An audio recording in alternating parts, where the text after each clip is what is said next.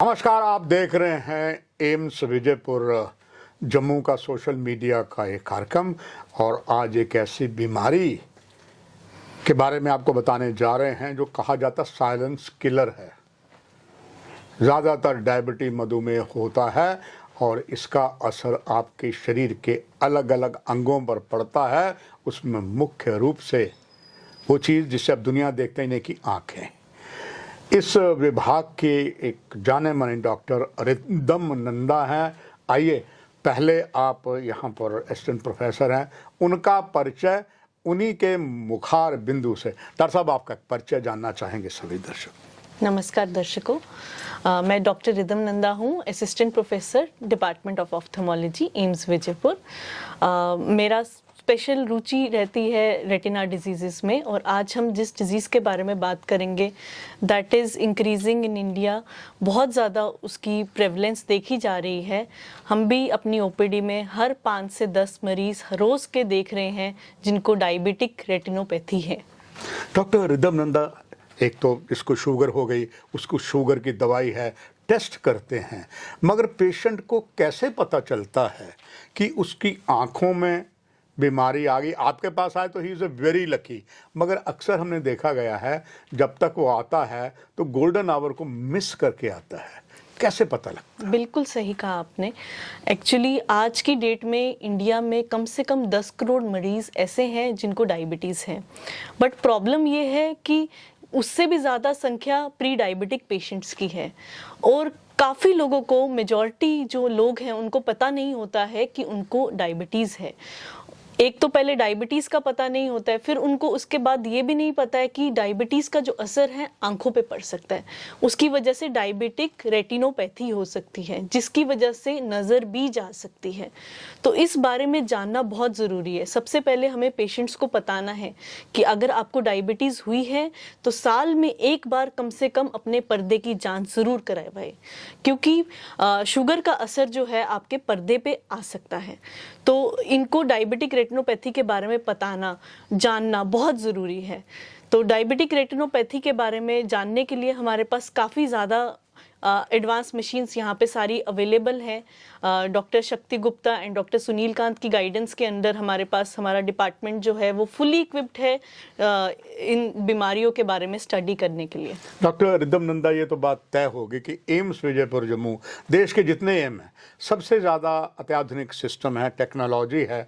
और ऐसे में मुझे याद आ रहे हैं हमारे देश के मंत्री डॉक्टर जितेंद्र सिंह, जो one of the best diabetologist थे, मधु रोग विशेषज्ञ थे जम्मू मेडिकल कॉलेज में। वो स्वयं कहते थे कि जम्मू में हालत ये है कि ग्रामीण क्षेत्रों से ज़्यादा डायबिटीज जो है वो उच्च वर्ग में है, प्रोफेसरों में है, डॉक्टर्स में है। तो ये बात तय करता है दिस इज़ साइलेंट डिजीज़। और इसमें जैसे आपने बताया ये बहुत ही इम्पोर्टेंट है।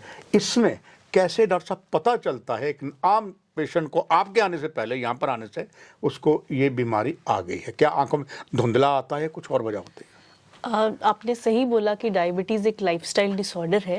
एंड जब भी डायबिटीज़ डायग्नोज हो तो पेशेंट को एक अपनी स्क्रीनिंग करानी चाहिए। साथ में पेशेंट को अपनी धुंधलापन आ सकता है, पर्दे पे असर हो सकता है, पर्दे पे कई बार ब्लीडिंग स्पॉट्स बन जाते हैं, पर्दे पे कई बार कुछ नई रक्त कोशिकाएं बन जाती हैं जो कि ब्लीड कर सकती हैं, ब्लरिंग कर सकती हैं, नज़र में धुंधलापन आ सकता है। तो इसकी जाँच करने के लिए जो मशीन्स हैं, हमारे पास एक फंडस कैमरा भी है जिससे हम सारे पर्दे की जांच कर सकते हैं। उसके अलावा हमारे पास उसकी एडवांस टेक्निक फ्लोरोसिन एंजियोग्राफी भी है, जो कि हम रूटीनली अपने पेशेंट्स में कर रहे हैं। Fluorescein angiography severity of diabetic retinopathy जानने के लिए। उसके अलावा हमारे पास एक जो हमारे पर्दे का जो सबसे इम्पॉर्टेंट पार्ट होता है जिसको मैकुला कहते हैं, उसको देखने के लिए, उसको स्टडी करने के लिए हमारे पास ओसीटी मशीन भी है। तो ओसीटी मशीन से हम देखते हैं कि पीछे पर्दे में कितना मैकुला में सोजिश आई है, कितना मैकुलर एडिमा है, और उसके बेसिस पे हम ट्रीटमेंट पेशेंट्स का डिसाइड करते हैं। तो इस बीमारी का जो ट्रीटमेंट है काफ़ी ज़्यादा चीज़ों को इन्वॉल्व करता है। डॉक्टर रिदम नंदा जी, अक्सर ये भी देखा गया है कि जो पेशेंट आता है उसका इलाज तो यहाँ हो जाता है, मगर कभी कभी ज्ञानवर्धक बातें जो हैं आम जनता तक नहीं पहुँच पाती। मगर ये प्रमाण है कि एम्स इसके लिए भी अथाह प्रयास कर रहा है। जो कर रहा है बेहतर है। और क्या किया जा सकता है कि जिसको पेशेंट को ये बीमारी है उससे बचा जाए? सबसे पहले तो जागरूकता बहुत ज़रूरी है कि पता चले कि डायबिटीज़ वाले पेशेंट्स को अपनी स्क्रीनिंग करवानी है। एटलीस्ट साल में एक बार अपने पर्दे की जांच ज़रूर करवाइए और किसी स्पेशलिस्ट से जांच करवाइए।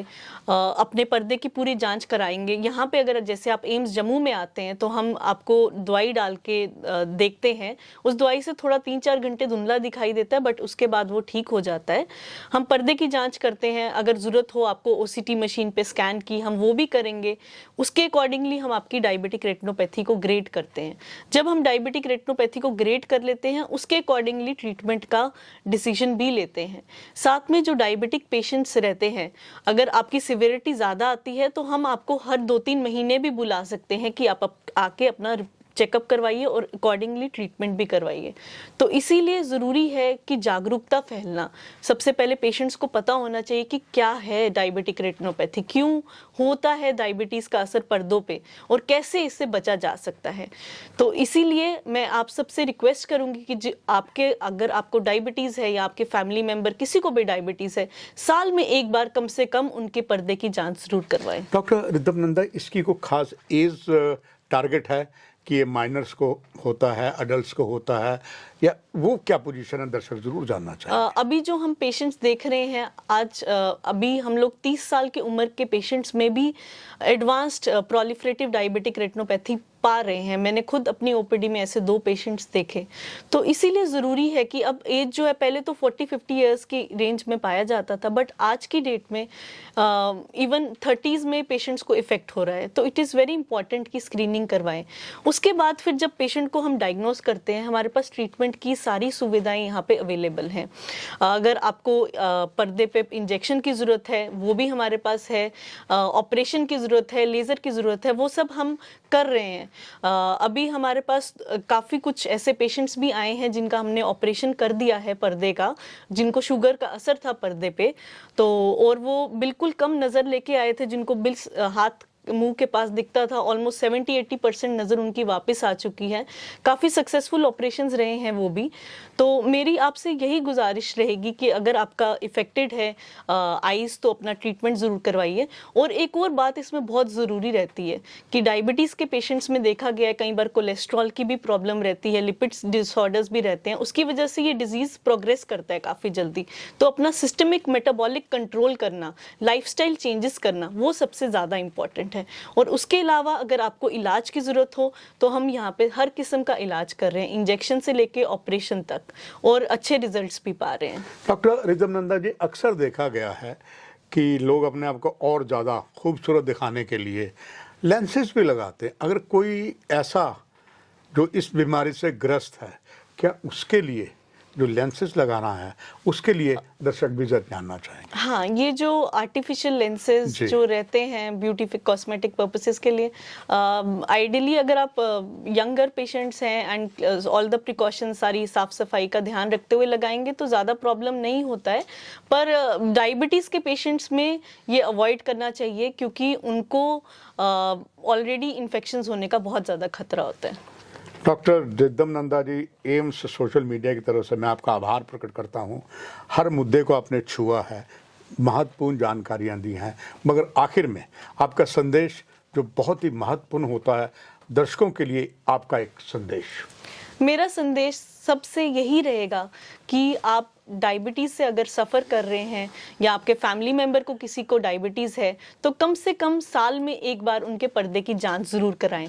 सबसे ज़्यादा ज़रूरी है अपनी शुगर और मेटाबॉलिक कंट्रोल करना, और उसके बाद अगर बीमारी हो जाती है तो उसके अकॉर्डिंगली अपनी ट्रीटमेंट आप यहाँ पे एम्स जम्मू से करवा सकते हैं। डॉक्टर रिद्धम नंदा, आपका बहुत बहुत धन्यवाद। दर्शकों, ये बात प्रमाणित हो गई कि हर बीमारी का यहाँ इलाज होता है, आपको जानकारी दी जाती है, और यही बस सोशल मीडिया के माध्यम से देश विदेश वाले भी लाभ प्राप्त कर रहे हैं। नमस्कार।